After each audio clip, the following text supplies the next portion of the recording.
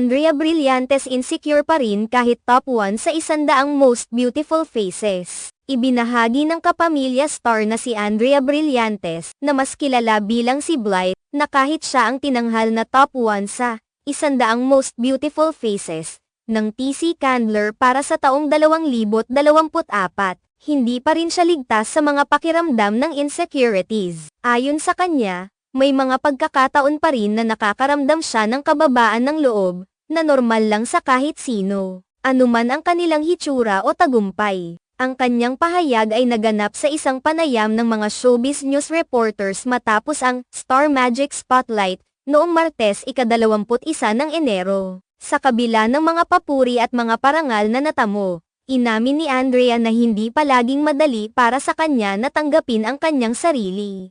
Lalo na kapag nakakaramdam siya ng hindi pagkakasya sa ilang aspeto ng kanyang itsura. Giit ni Andrea, natural lamang na maranasan ang insecurities at hindi ito dapat ituring na isang kahinaan. Ayon sa kanya, ang mahalaga ay kung paano mo haharapin ang mga ganitong pakiramdam. Hindi aniya niya sinasabing wala na siyang insecurities, kundi tinutukoy lamang na ang mindset at pananaw ng isang tao ang may malaking epekto sa kung paano niya tinatanggap ang kanyang sarili. Inamin pa ni Andrea na may mga araw na pakiramdam niya hindi siya kasing ganda o kaakit-akit gaya ng iniisip ng ibang tao. Sinabi niyang wala namang perpekto at hindi siya exempted sa mga ganitong nararamdaman. Pati ang mga simpleng breakouts na nararanasan niya paminsan-minsan ay nagiging dahilan ng kanyang insecurities. Sa katunayan, nang isinasagawa ang panayam, sinabi pa ni Andrea na may sister siya sa pisngi, na tumutukoy sa isang pimples na tumubo sa kanyang mukha.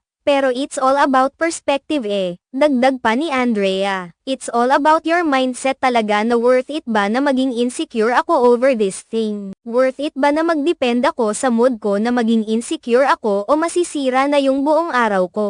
Ipinakita ni Andrea ang kanyang maturity sa pagtanggap sa mga ganitong emosyon, at binigyang diin niya na hindi ito hadlang upang magpatuloy at maging masaya.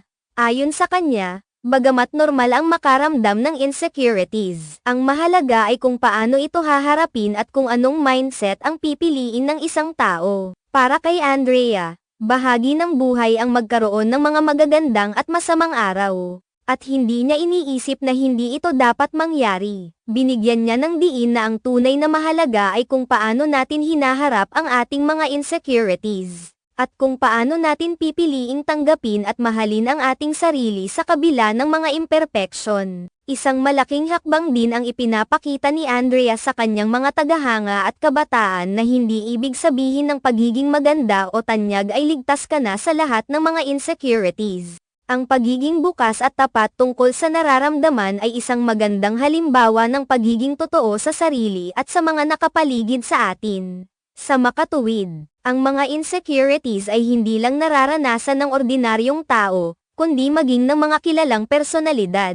Ngunit ang paraan ng pagharap at pagtanggap sa mga ito ay isang mahalagang bahagi ng pagbuo ng malusog na kaisipan. Ang pagiging tapat ni Andrea sa kanyang nararamdaman at pagbibigay pansin sa mindset at perspektibo ng tao ay isang magandang paalala sa lahat na ang tunay na kagandahan ay hindi lamang nakikita sa panlabas, kundi sa kung paano tayo nakikita at tinatanggap ang ating sarili.